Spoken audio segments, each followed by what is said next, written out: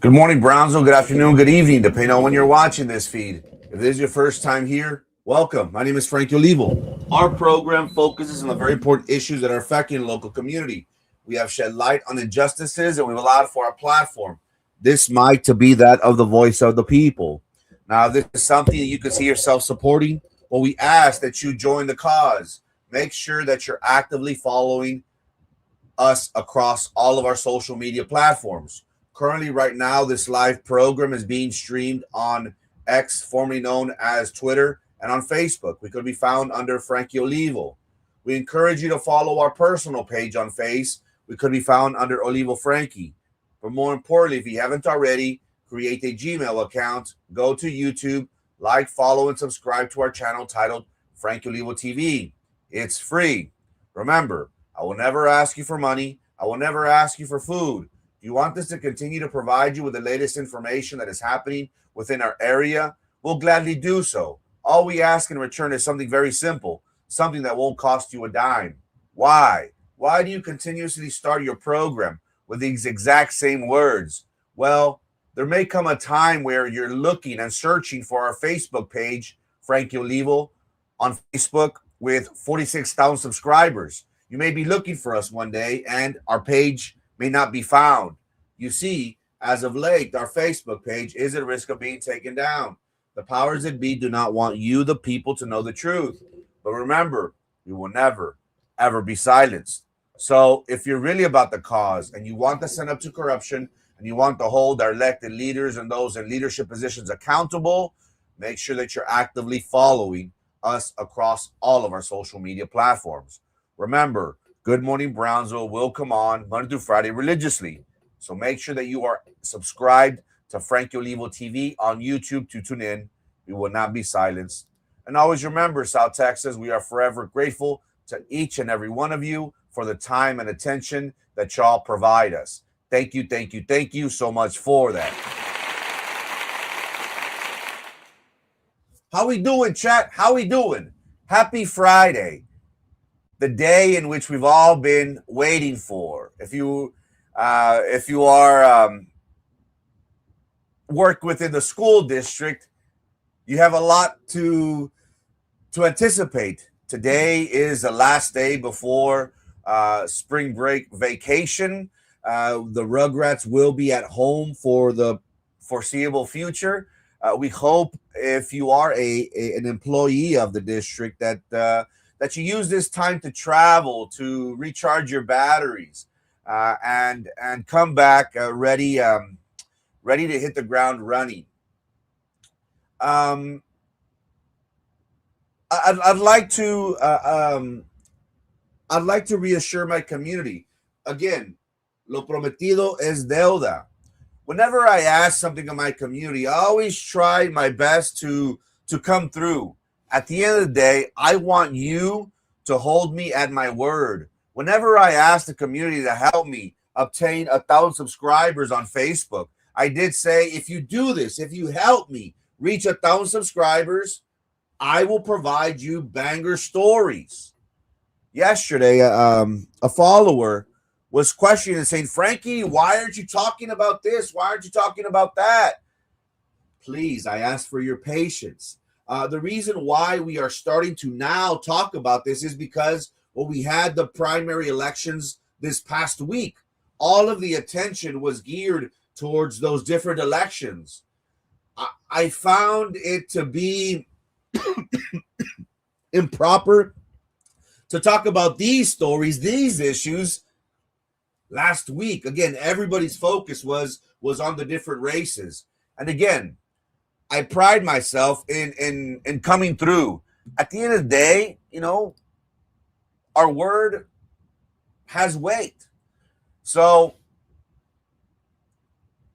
by you allowing me to help you, to inform you, I will come through.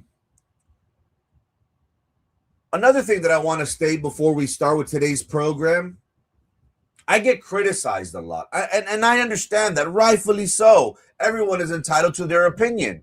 You see, Our program is designed in a way, and I say it each and every time I start by saying we hold our elected leaders and those in leadership positions accountable. We will never ever use this microphone to weaponize, to target the community. That is not the purpose of this.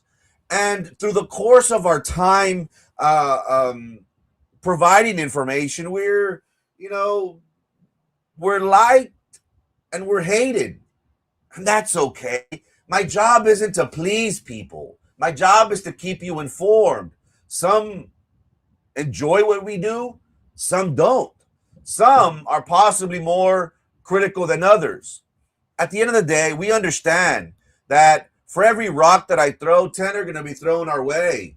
We've learned to accept that reality, and we're okay with that. We live in a glass house. People say, "Oh my goodness, you sent a dick pic. You're the worst of the worst. You have no reason to be saying the things that you say." No one's perfect. We all have our skeletons in our closet, so to speak. But at the end of the day, we want our elected leaders and those in leadership positions to know that we have a platform. You, the community, have a platform in which we will hold them accountable. And I say this with all humility. But what other platform does what we do? You know, they say all you do is copy and paste, copy and paste. We provide you stories. We, on our end, try as much as possible to investigate. We get leads and we create these stories to inform you with the sole purpose of providing information. No other news outlet, no other social media platform, social media influencer is doing what we do. And I say that with all humility. I do not think that I am better than no one. I just like to think of myself of being another brick in the wall. Because at the end of the day, I want to be part of a movement where we can all look back and say, we did that, whatever that may be. What we're going to talk about today is an unfortunate situation because at the end of the day, what we're dealing with is the livelihoods of students. Whenever you send your kids to school, you expect them to be in a safe environment, that they are surrounded by instruction, by teachers, by administrators, by counselors that are going to guide them, mold them, prepare them into the real world. You don't want your child or your loved one to be taken advantage of. Who wants that? And look, we live in a time and in a world where things have changed. When I was in school, possibly when you were in school, they say that this generation is a lot more disrespectful. I would listen to people when they would say that they would get spanked in school. That discipline has changed drastically, dramatically. One thing or one expectation in which we always should abide by or hold our leaders, especially at the school district, especially on campus, is to protect our children, to make sure that they are in a welcome environment, that they will never, ever be taken advantage of. Now, if the child messed up, if the child committed was at fault, then, you know, they should receive the proper punishment. But it's gut-wrenching and it's demoralizing whenever we have to report of stories such as these because students' lives are ultimately affected. One thing that I want to stress throughout the course of this story that I want you to remember is, did this child, did this student or students, plural, because it did affect several students, did they go through mental anguish? Were they tormented at the hands of administrators, at the hands of counselors? That's one. Two, who was in charge of this grade change? And that's something that I haven't been able to solidify 1000%, but based on the information that I'm going to present to you, we can make assumptions. I know. Whenever we make an assumption, we are making a butt of you and I. But we have to infer and think logically. But those are the two things that I want you to ask yourself throughout the course of this story. Did these students go through mental anguish at the hands of counselors and administrators? And the next one is, who was in charge of this student? Because they should be at fault 1000%. I'd like to lay predicate on this story because this was a story that has captivated the minds of the community. Whenever you think of graduation, the first thing that comes to my mind, at least, is a time of celebration, a time of joy. It is a time where the district celebrates the valedictorian and the salutatorian, number one and number two of their class, how they have sacrificed the last 3 or 4 years to obtain that position. And this is a very prestigious one. And one thing that I do want to clarify, you see, I appreciate whenever people correct me. I'm all about constructive criticism. At the end of the day, I'm not here to tell you that I know it all, because I really don't. Day in and day out, I'm learning new things. That is the life of us humans. Once we say that we know it all, we're lying. Whenever somebody receives, let's say top 10, whenever they receive scholarships or offers, we hear, and you probably have heard this at graduations. Oh, Frankie Olivo received an accumulation of $500,000, $200,000 from all these different universities. And we think, wow, Frankie's going to get access to all that money. Not really. It depends on which offer you accept. And for the most part, I heard of a story of a valedictorian who went to a very prestigious Ivy League school, very prestigious school here in the state of Texas. And they still, even though they received academic scholarships offers, they still had to provide money out of pocket. It was my understanding that if a person is a valedictorian, salutatorian, they get a full ride. Not so much so. So I just want to throw that out there because I was misinformed. I had misunderstood. We were approached about a scandal that has happened or that had happened at Homer Hanna High School. And we were informed of this shortly after it happened. You see, the way it works, ladies and gentlemen, is that grades, the most important grade for a senior is the one that's input in September. Why?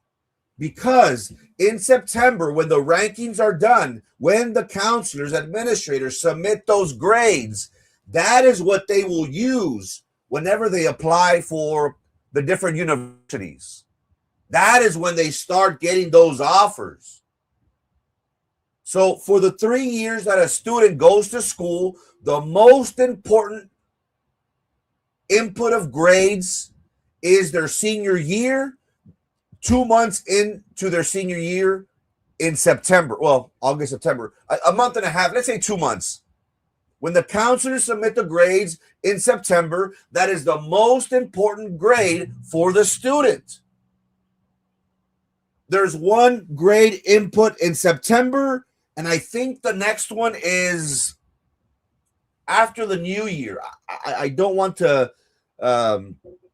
it's not coming to mind, but there's 2 grades that are inputted. But the most important one is September, because that's when they start applying for scholarships for high school, for college. Once they get accepted, once they get those offers, the grade that's input after that doesn't matter because the scholarships have already been given. The offers have already been made. The acceptance letters have already rolled in. So for context, for you, the viewer, possibly for myself as well, who isn't very familiar with this, we don't deal with this on a day-to-day basis, September is the most important grade, input of grade for the student. And look at when we posted this article on our page, October the 1st, because we had concerned citizens that stated the following: please keep anonymous. At Hanna High, a student who earned the #1 rank through years of hard work was suddenly moved to #2. The new top student is a counselor's daughter. The unfairness is clear.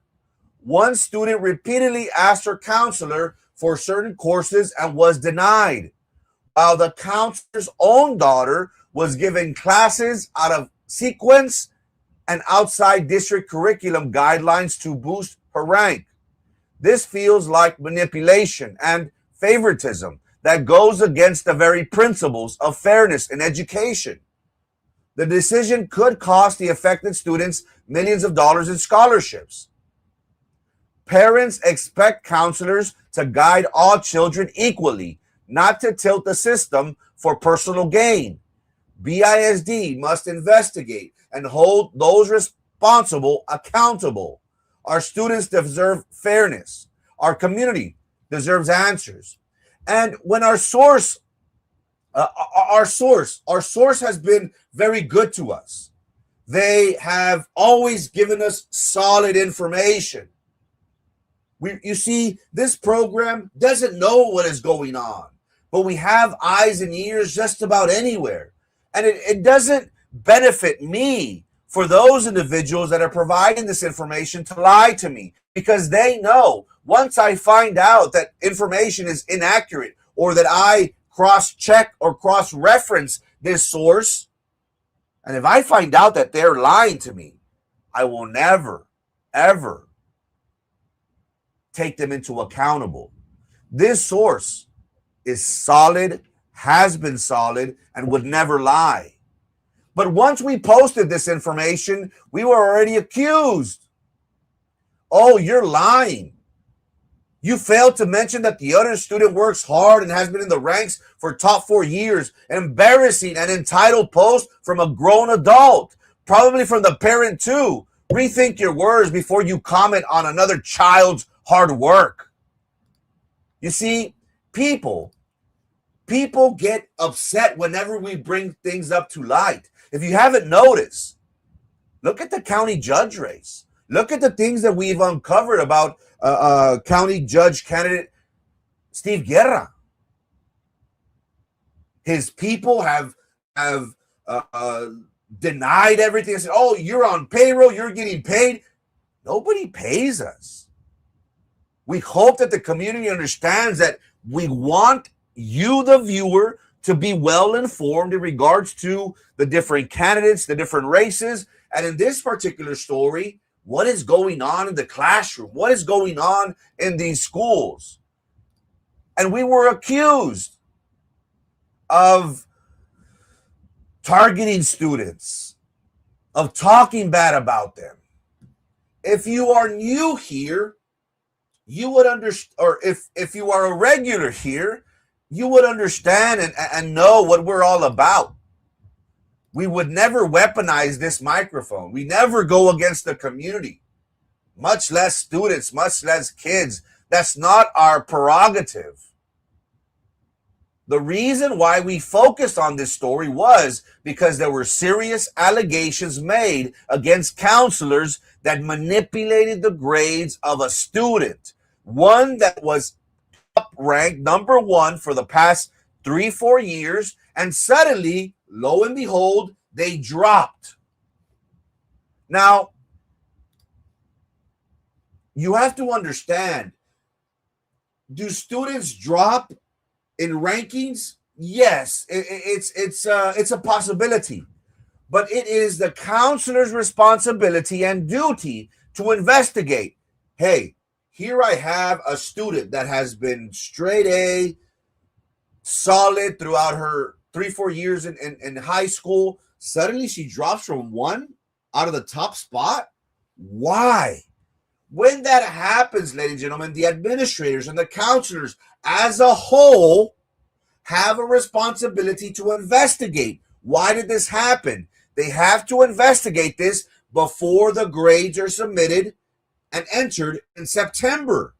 Remember, September is the most important grade that is submitted by the counselors. Now, what happened? You see, there's an allegation that the daughter of a counselor moved up and ranked to number 1. Remember what I said. The second most important thing that I want you to remember throughout the course of this story is who was in charge of that student? Who was in charge of the number 1, the number 2, the number 3? Now, when I went to school, 20 years ago, I remember that my counselors were divided by alphabet. You get A through G, you get G through L, you get L through O, you get, and so and so. And I believe Hanna High School this past year divided the responsibilities by grade level. I could be mistaken, but that was the information that I asked from the front office. So the question is, who was in charge of the senior level students? Which counselor? Because they have a responsibility to investigate. The accusation was that 2 counselors were at fault, that they purposely manipulated the grades. Now, it's very telling because whenever we talk about Homer Hanna High, and look, this is a school that I went to. No school is perfect. No department is perfect. Everyone has their flaws. Everyone has their favorites. It's like how they say, it's not what you know, but who you know. That's the way it seems as if the world revolves around the city of Brownsville. But more importantly, it seems this is the way things work at BISD. Currently, right now, and I believe somebody commented on it, Jacob. No, I do go to Hanna. No one is working at the main office. 2 of them work at the main office. This is a recent photo of the counseling department for Homer Hanna High School. The 3 individuals that I did not cover their face are the individuals in question that were alleged to be a part of this. I'm going to start from left to right. On the left, you have Vanessa Chavez Maldonado, who, according to sources, her daughter was the one that moved up in rank mysteriously. Next to her, if I'm not mistaken, is a Raquel. She was, at one point, head of the counseling department. And the individual, the man with the cap, is Oscar Almada. Oscar Almada is the son of former City of Brownsville Mayor Pat Almada. You see, remember, it's not what you know, but who you know. It is said that there is, or there was, I'm not sure if still, there was, possibly still is, a close relationship between Vanessa Chavez and Oscar Almada. Either they're family friends, they're friendly, they grew up together, etc., etc. It is said that Vanessa Chavez and the woman to her right, Raquel, are very, very close. That Vanessa pretty much did as she wanted. Whenever the investigation started, Because you have to understand, imagine the parents. Your child is ranked number 1, and then out of nowhere they drop in ranking. The parents made a big fuss about this. And I don't want to take credit for it, but you'd be surprised of the attention that our platform receives. And I say that with all humility, Brownsville, because I thank you, the community, for giving us this opportunity. I hope you understand that we will never lie to you. We will never poke your eyes. We will never push our agenda. It's all about information on our part. I hope you understand that. You see, when this investigation started, they removed everyone on this picture except for one counselor. They moved them to secretary jobs or whatnot. They brought in new counselors to fix the mess because there was a lot of turmoil at that time. It was so bad that the counselors that they brought in, they themselves filed a grievance. They said, hey, I don't want to be a part of this. I don't want to pick up this mess. It's bad. But you have to understand that I'm not sure if it's BISD employees, but BISD counselors, in their contract, it states that they are subject to be moved wherever is needed. Essentially, they are at-will employees. So the counselors that were removed, except for one, I'm not going to say which one, they were all removed to desk duties, to secretary duties. Other counselors were brought in to fix the mess. These counselors that were brought in said, hey, whoa. This isn't my mess to clean up. I don't want to deal with it. I'm going to file a grievance. It was denied, if I'm not mistaken. They escalated it. But based on their contract, it's black and white. So how did this happen? How did we get here to this grading scandal? You see, teachers were investigated. And the way it works, counselors per se have no, well, they're not in charge of grades. Yes and no. Let me start. The counselors, based on my understanding, get the grades that are inputted by the teachers. The teachers are the ones that could fix the grades, correct the grades, I don't know, based on error, based on the student having a medical issue and they came back and they were able to fulfill their duties and they completed their assignment. So possibly that changed the grade. So the teacher is able to input that into the system. They investigated the teachers and they said, what happened? The teachers denied everything. Again, who wants to be, oh yeah, it was me. So if it didn't come from the teachers, it must have come from the counselors. How? How did this happen? You see, there's two ways in which a counselor could transcribe a grade and input it or submit it with the registrar's office, and that ultimately changes the grade for the student. One option or one example is if the student takes, Frank Olivo is taking English 3. And that was a big issue. People were complaining. How could these counselors be getting paid? I don't know what their pay is. I don't know, 60, 70, 80 grand, ballpark maybe. And they're doing office duties, Galarza. They're answering phones. They're pushing paper pushers. That was a big complaint filed by not filed, but talked about. So we spoke about how a teacher could possibly change the grade. How can a counselor change the grade? Let's say Frankie Olivo is taking a English 3 AP course.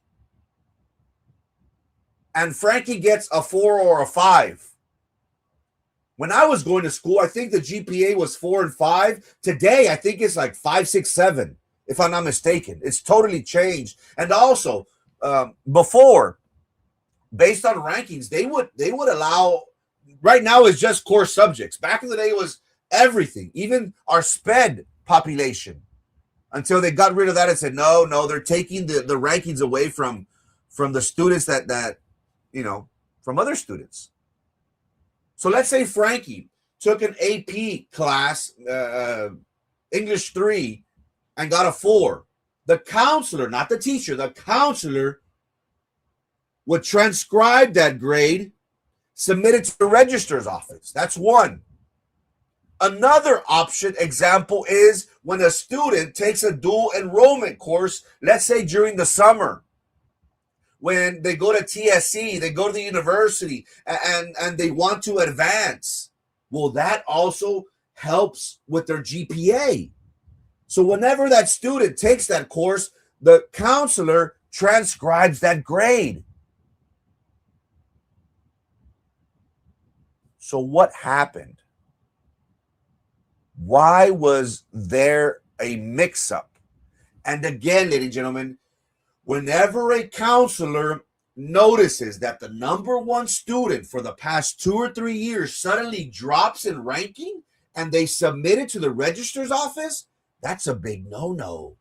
Because the way it usually is, these counselors should investigate. They should let their colleagues know in that department, in the counseling department, and say, hey, something's off here. Number one dropped to number 2. Could you please help me look into this? Was this human error? Is something not being accounted for? But they didn't do that.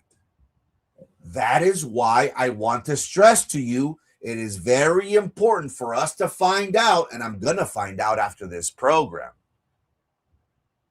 who was in charge of the seniors' grades in the counseling department. If it was Vanessa Chavez Maldonado, the mother of her own daughter, she's screwed. Because was there manipulation done? Yes. People within the department have guaranteed to me, yes, there was manipulation done. Essentially, what these people did was they affected the livelihood of this child. To you and I, growing up, Frankie, just get así, mijo. Yo estoy feliz, Frankie, que no me hablen de la escuela, que no tenga que reportarme. Estamos trabajando. Mijo, just pass with a 70, mijo. You see, other parents are competitive. Other parents, it means the world because my child graduated as a valedictorian. So then it wasn't Vanessa. You see, the reason why I have Oscar Almada here is because people are alluding to the fact, and the reason why I didn't share this, but you're saying that she was a SPED counselor. The reason why I didn't allude to this was because of what I'm going to show you momentarily.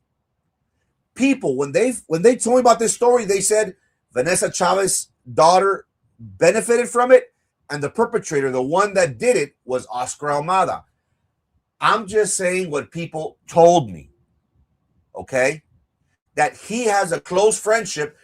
It's because of Vanessa Chavez that Oscar Almada was brought in to the counseling department at Hanna High School. So if Demon is saying that Vanessa Chavez was the SPED counselor, maybe it was Raquel, her BFF, as the source said, son uña y mugre. Was it Oscar Almada? Why do I say this? Because both of them were on the agenda for the school board for non-renewal. Now, I asked people within the district, within the Glass Palace, and I said, hey, is it normal for counselors to be non-renewed? There you go. Demon, there you go. If what you say is true, Demon, Oscar Almada, and again, I'm going off of what you said because my source could not tell me. They said, I've given you enough, go on with it. So if what you're saying is true, Oscar Almada's responsibility, if he saw a change from number 1 to number 2 to number 3, he should have alerted his colleagues and said, something is wrong here. Before I submit this grade, we need to investigate, because this child was number one the whole time, and then she dropped. But that didn't happen. Oscar, if what Demon says is true, Oscar Almada did not investigate. He did not look into the issue. Why? Because according to sources, it benefited his BFF, Vanessa Chavez. Was there collusion? I don't know. I can't tell you definitively, but it seems that way. Now, I asked the source, is it common for a counselor to be on the chopping block, for their contracts to not be renewed? They said, yes and no. Yes, because the district now identifies itself as a school of innovation. So if the administrators feel as if that person is not fulfilling their duties,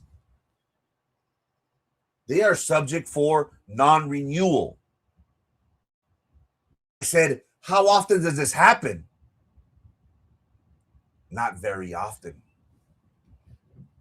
So it's very telling. And again, Demon, is it Demon or Demoner? I'm going to look into it. I'm going to investigate, because if what you say is true, it is very sad because of what I'm about to show you in just a few moments. You see, is there favoritism at the district? I would dare say yes. Everyone knows that. I don't have to tell you. Again, in this town, it's not about it's not what you know, but who you know. You see, these individuals, they were placed on the agenda. It's Damon. I apologize, payaso. Damon. Demon. Soy pocho. I'm sorry. Again, is it common for counselors to be on the agenda to be non-renewed? Yes and no. Yes, because the school district, BISD, is a district of innovation. And if the teachers, if the staff, administrators, counselors are not meeting up to our expectations, yes, they can. Does it happen? Not so much. It's rare. Very rare.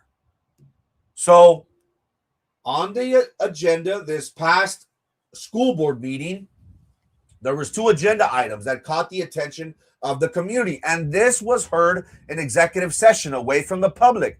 Ultimately, the board did vote on this issue. Agenda item 12B, 11, and 12 stated, proposed non-renewal of a term contract professional counselor, Oscar Almada, at the end of the 25-26 school year. Proposed non-renewal of term contract professional counselor, Vanessa Chavez, at the end of the 25-26 school year. Well, how did they vote? How did the board vote? Let's see. Vanessa Chavez was terminated. There was a 5-2 vote. The ones who abstained were Carlos Elizondo and Minerva Peña. I believe, I could be wrong, and I possibly shouldn't say this, but I believe the husband of Vanessa Chavez was a Rivera. We know how Carlos and his wife, Carlos's wife, is a counselor at Rivera High School for many years. Could that be the reason why he abstained? I don't know. So in a 5-2 vote, Vanessa Chavez was non-renewed, essentially terminated. Why? I can't tell you why, because I wasn't in that closed door meeting. But again, According to people within the know, they say that she purposely manipulated possibly Oscar Almada, who, according to Damon, did I say it right, Payaso? According to Damon, was in charge of the senior rankings. Almada possibly listened to Vanessa Chavez and helped his comadre's daughter move up in rank. You know, it's funny because Oscar Almada wasn't terminated. You want to know who voted against it? Carlos and Minerva. Frank and Denise abstained. Why? If you go through Oscar Almada's Facebook page, he shared Carlos Elizondo's announcement for re-election. Oh, he's a great person. Da, da, da, da. Was it because he saved you? If you would have voted yes, would you have still posted that, Oscar Almada? And again, just because he is safe per se doesn't mean he's out of the woodworks.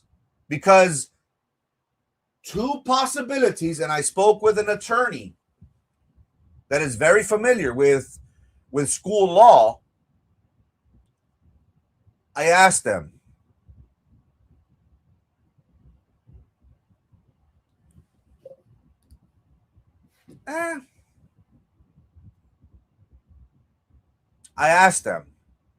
currently right now there is a lawsuit. I think four lawsuits, if I'm not mistaken, in federal court because of this issue. So just because Oscar Almada was not terminated does not mean he's out of the woodwork. Because the parents, I'm not sure, I have to go read the pleadings of the petition of the lawsuit that was filed, but Oscar Almada could be sued individually for causing mental anguish on these children. And I'm not sure, correct me if I'm wrong, I'm not sure the school district would cover his legal expenses. Maybe yes, because he's not terminated.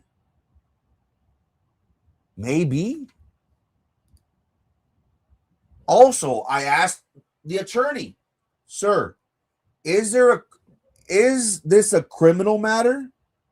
And they said, possibly. Let me tell you exactly what they said. Vanessa Chavez and Oscar Almada, look at the initials. Hanna counselors non-renewal. Question, attorney, could they be charged with a crime? Yes, they could. She could because yes, they could. They could because they filed grade changes form and forged other teacher signatures. How do they know that? I don't know. I'm relaying what they told me. So they're not out of the woodworks. And another interesting thing before we leave, another interesting thing that I realized was, you see, whenever a teacher, and I hate to bring this up because this is a very, delicate subject and it's difficult, but whenever a teacher has intercourse with a student, they are reprimanded, they're arrested, Belai in BISD. Whenever a teacher has intercourse, sex, a student relationship,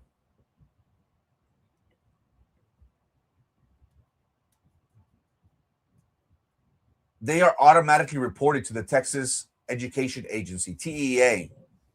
And Vanessa, I'm not sure if you know where I'm going, but I asked several people and I said, look, whenever a teacher messes up, whenever a counselor messes up, does it automatically get reported to TEA? And they say yes. The school district has an obligation, a duty to report this as soon as possible. And this automatically gets flagged. Let's use the Ricky Trujillo, the former coach, teacher at Rivera High School who pled guilty to an improper relationship with a student. he got flagged right away. And it says his name, it says his what he's licensed in, how long he has that certificate for, and in red it says this individual is currently under the review of the TEA Educator Investigations Division. So, is this the same for the counselors? And I asked the people, I asked my sources, and they say yes, they should automatically get flagged.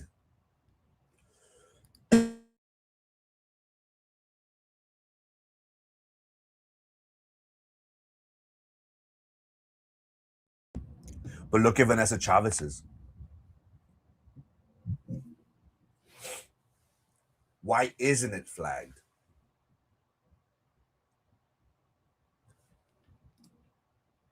Now, could she possibly get another job as a counselor? It's going to be difficult because ultimately they're going to ask, what's your experience? Why were you non-renewed? That's where I'm going at, Vanessa. Did BISD purposely look the other way? Because if somebody hiring a counselor, an administrator, whatever, if they do their due diligence, they're going to call their former employer and say, hey, how, talk to me. How is this person? Is she a good team player? Is she worthy of coming on board? What's your experience with her? Why is she in there no more? You see, by BISD not reporting this, by not flagging her, it gives her an opportunity to possibly look somewhere else. Now, again, the rightful thing to do forever hiring, for whoever is hiring, they should call and investigate it. They say, she was accused of this. So we're not going to hire her. But did you know? And again, whoever knows those students and those parents, they could file a complaint with TEA if the district does not. And look, the school district right now is not looking good before TEA. They are on the brink of being taken over by TEA, by the state. I don't know why. And again, BISD is the biggest mafia out there.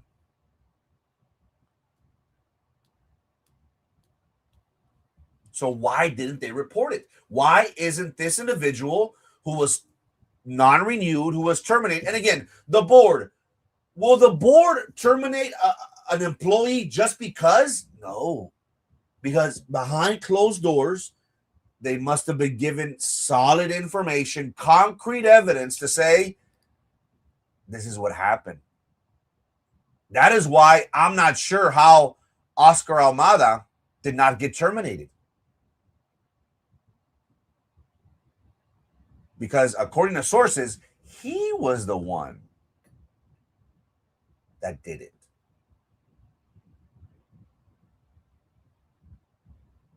But when we look at TEA, it's not flagged. Neither is Oscar Almada's. So if the student or the students, plural, or the parents are watching, you could file a complaint with TEA. You could have this counselor flagged. Because if it's true what she's being accused of, it's horrible. It doesn't matter whether your child was ranked 1, 2, 3, or 4, or 5. She's still going to go to a great school. But again, it's all about the title of valedictorian. That's what it's all about. I understand that. My mom was just happy with me not getting into trouble, which I did, and just getting a 70.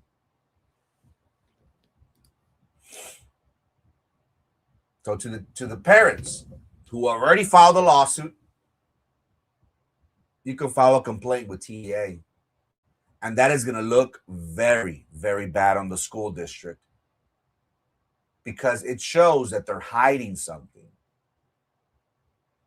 If they're terminating somebody, if they're non-renewing somebody, and they're not flagging that person, it looks bad.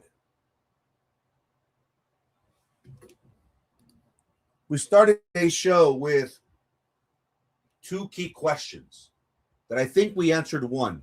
We answered both. Remember, my job is to feed you the stuff and you're like, aha, tiene razón ese loco. First question I wanted you to think of throughout the course of this program was, did this student, was she tormented? Was there mental anguish that they went through? I think we all could agree yes. Both. I'm on TV talking like it's just you and me. There's no one else watching. And the second one, the most important one, who was in charge of the seniors? According to Damon, said it right? Damon. It was Oscar Almada. He had a duty, a responsibility to investigate why the number one student dropped in ranking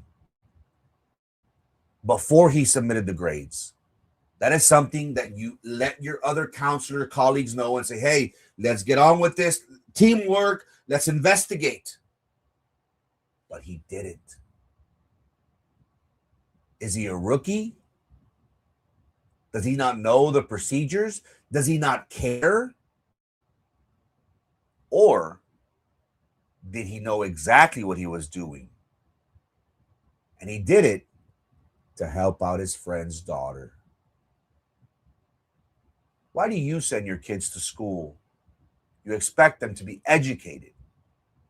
You expect them to be taken care of. Their safety is the number one priority, but more than anything, you expect your child not to be taken advantage of. Whether that's by grooming, how Ricky Trujillo did at Rivera High School for many years, or was your child taken advantage of by counselors, Vanessa Chavez Maldonado and Oscar Almada, who purposely affected this child's life by affecting the grades and ultimately affecting the rankings. And now, my friends, you know the rest of the story. Ladies and gentlemen, if you haven't already, make sure you subscribe to our YouTube channel titled Franco Levo TV. Best believe Good Morning Brownsville will come on Monday through Friday religiously. All we ask of our community is something very simple. You want us to continue to provide you with the latest information, we'll gladly do so. Maybe we know why, because he thinks that his son was wronged.